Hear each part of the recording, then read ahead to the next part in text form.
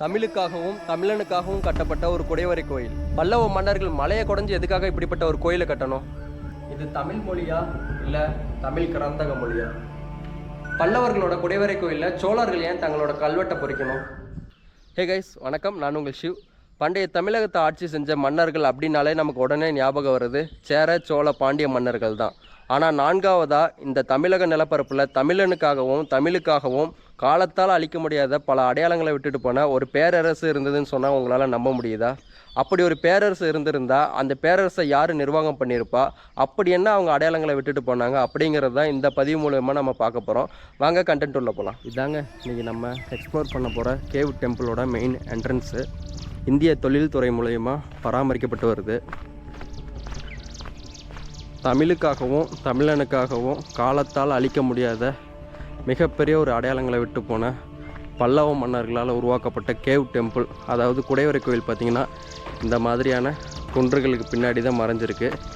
இப்போ அதை நம்ம நேரில் போய் எக்ஸ்ப்ளோர் பண்ண போகிறோம். பாருங்கள் எவ்வளோ அழகாக இயற்கை எழில் சூழ்ந்த இடத்துல அமைஞ்சிருக்குங்க. இன்னமும் அந்த மனித நாகரிகத்தோட சுவடு அழியாமல் இன்னமும் தொடர்ந்துக்கிட்டு இருக்குது. சென்னை மாநகரம் அப்படின்னாலே பல தொன்மையான அடையாள சின்னங்கள் கண்டிப்பாக நமக்கு ஞாபகம் வரும். குறிப்பாக மகாபலிபுரத்தில் அமைஞ்சிருக்கக்கூடிய அந்த பல்லவர்களோட கடற்கரை கோவில்கள். அந்த பல்லவர்களோட கடற்கரை கோவில்கள் இன்னைய வரைக்கும் கலை அமைப்பிலையும் சரி கலைத்திறன்லையும் சரி பல்லவ சிற்பிகளோட திறனை வெளிப்படுத்திட்டு உச்சம் பெற்றிருக்குது. அதாவது இன்னைய தலைமுறை வரைக்கும் நம்ம வியந்து பார்த்துக்கிட்டு இருக்கோம். அந்த பல்லவர்களோட அந்த கடற்கரை கோவில்கள் அந்த அழகிலையும் சரி சிற்ப வடிவத்திலையும் சரி உச்சம் பெற மிக முக்கியமாக காரணமாக இருந்தது பல்லவர்கள் ஆட்சி காலத்தில், அதாவது கிபி 6ஆம் நூற்றாண்டில் மகேந்திரவர்ம பல்லவன் அப்படின்ற ஒரு மாமன்னனால் கட்டப்பட்ட 2 குடைவரை கோயில்கள். அதில் ஒன்று விழுப்புரம் மாவட்டம் மண்டகப்பட்டு அப்படின்ற ஒரு இடத்துல அமைஞ்சிருக்கு. அந்த கேவ் டெம்பிளோட நம்ம ஏற்கனவே எக்ஸ்ப்ளோர் பண்ணி வீடியோ அப்லோட் பண்ணியிருக்கோம். கண்டிப்பாக போய் நம்ம சேனலில் இருக்க போய் விசிட் பண்ணி பாருங்கள். நெக்ஸ்ட்டு திருவண்ணாமலை மாவட்டத்தில் அமைஞ்சிருக்கக்கூடிய மாமண்டூர் கேவ் டெம்பிள். இன்றைக்கி அந்த கேவ் டெம்பிளை தான் நம்ம எக்ஸ்ப்ளோர் பண்ண போயிட்டுருக்கோம். கிட்டத்தட்ட 1500 ஆண்டுகள் பல்லவ சிற்பிகளோட ஒளித்தடம் மாறாமல் இன்னமும் பல்லவ மன்னர்களோட அந்த அடையாளத்தை காலம் கடந்து தாங்கி நிற்கிறது மிகப்பெரிய ஒரு வியப்பாக இருக்குது. இன்றைக்கி அப்படிப்பட்ட ஒரு வரலாற்று சிறப்புமிக்க ஒரு அடையாளத்தை தான் இன்றைக்கி நான் எக்ஸ்ப்ளோர் பண்ண போகிறதுன்னு நினச்சா எனக்கே கொஞ்சம் பெருமையாக இருக்குது. அதை நான் உங்ககிட்டையும் கொண்டு சேர்க்குறது இன்னும் கூடுதலான சிறப்பம்சம்.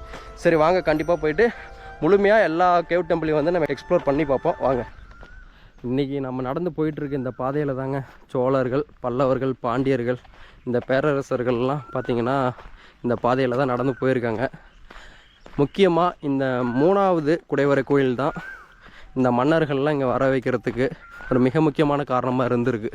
ஏன்னா அங்கே தான் சிவன் முழுமையாக ஆலய நிர்மாணம் செய்யப்பட்டிருக்கு. சிவலிங்கமும் சரி அந்த குடைவரை கோயிலும் சரி ஓரளவுக்கு முழுமை பெற்று சிவலிங்கம் பிரதிஷ்டை செய்யப்பட்டிருக்கு.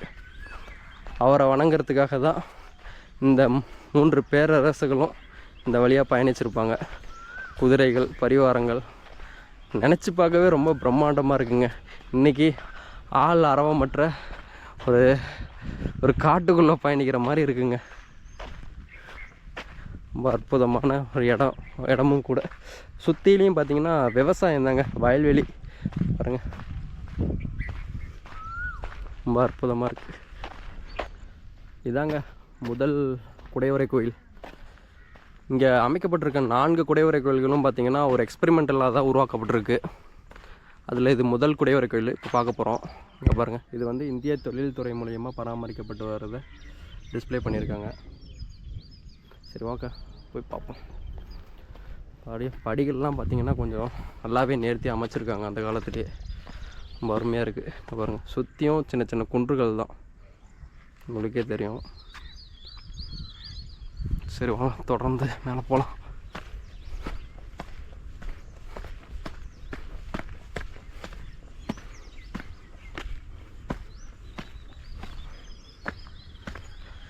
நிறைய அங்கங்கே இந்த சின்ன சின்ன கோரை பொருட்கள் கலந்துருக்குதுங்க. பாறை அமைப்பே பார்த்திங்கன்னா ஒரு வேறுபாட்டோடு தான் இருக்குது. பாருங்கள், இதுதான் முதல் குடைவரை கோயில், பல்லவர்களோட முதல் experimental cave temple. Front view பாருங்கள், ரொம்ப அருமையாக டிசைன் பண்ணியிருக்காங்க. கிட்டத்தட்ட 1400 ஆண்டுகளுக்கு மேலே ஆகுது. ரொம்ப அருமையாக டிசைன் பண்ணியிருக்காங்க. ஒரு சின்ன உங்களுக்கே தெரியும் வந்து ஒரு சின்ன பாறையை தான் வந்து அழகாக கட் பண்ணி அவ்வளோ அழகாக எடுத்திருக்காங்க பார்த்தீங்களா. நம்ம வந்து இப்போது வந்து 3D மாடுலேஷன், சாலிட்வொர்க்ஸ், ஆன்சிஸ் நிறைய சாஃப்ட்வேர்ஸ்லாம் உருவாக்கி அதை வந்து பயன்படுத்திக்கிட்டு இருக்கோம். நம்ம நிறைய டிசைன்ஸை ஆட்டோகேடு அந்த காலத்திலலாம் எப்படி யோசிச்சுருப்பாங்கன்னு மட்டும் பாருங்கள். அப்போலாம் வெறும் ஓலைச்சுவடிகள் மட்டும்தான் இருந்திருக்க வாய்ப்பு இருக்குது. பாருங்கள், 2 முழு தூண்கள் வந்து அமைச்சிருக்காங்க. 2 பக்கமும் அரை தூண்கள் அமைக்கப்பட்டிருக்கு. இந்த போதிகை அமைப்பு கொண்ட 2 தூண்களுங்க.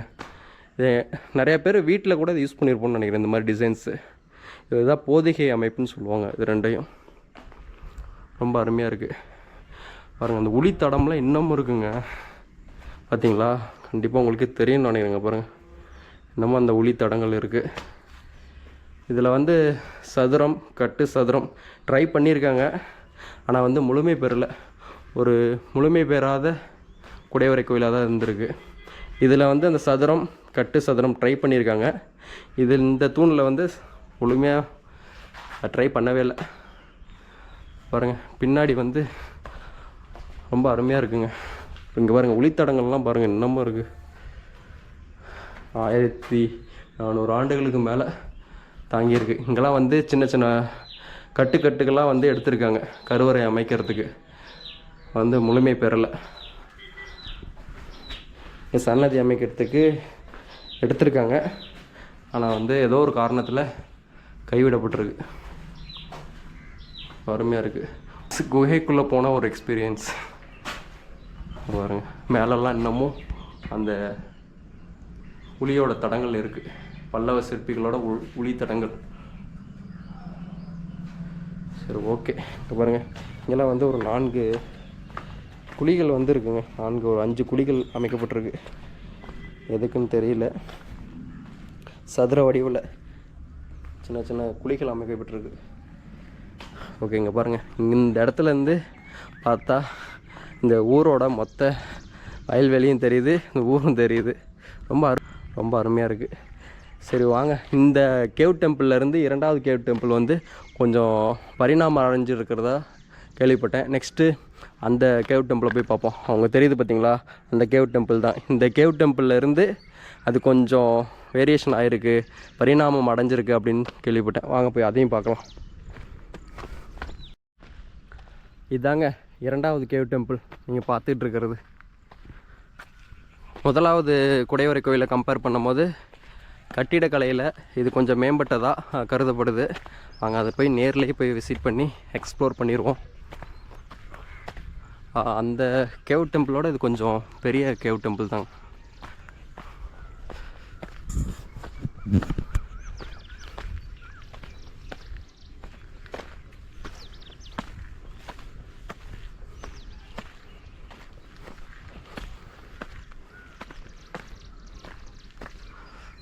வந்தாச்சுங்க.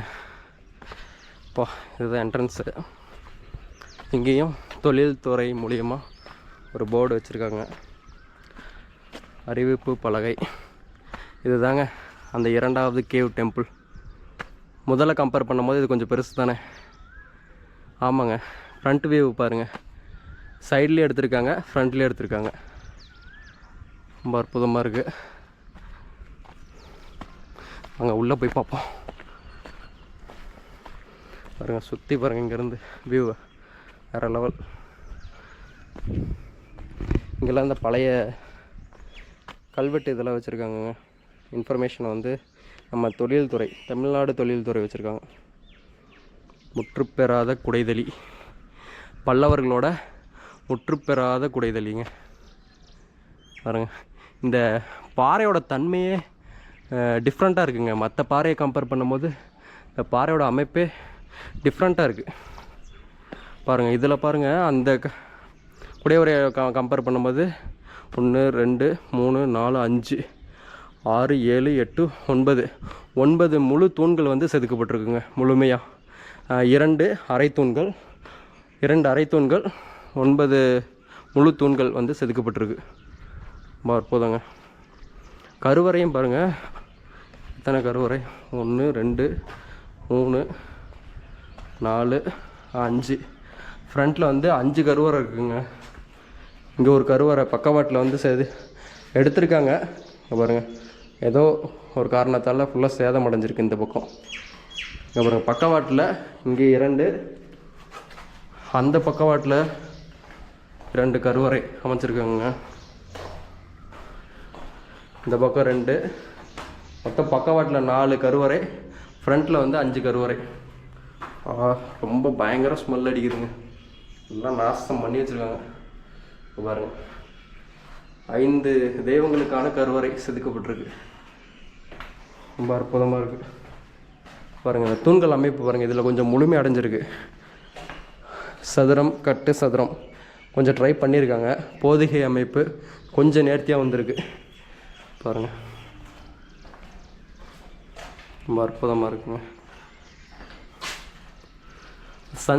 சன்சீல்டுலாம் ட்ரை பண்ணியிருக்காங்க. ரொம்ப அற்புதமாக இருக்குது. அது ஊற்று தண்ணியெலாம் வரும்னு நினைக்கிறேங்க, மேலேருந்து மழை பெஞ்சா. அதோட சுவடுகள்லாம் இருக்குது. பாருங்கள், எவ்வளோ தொன்மையான ஒரு விஷயம்.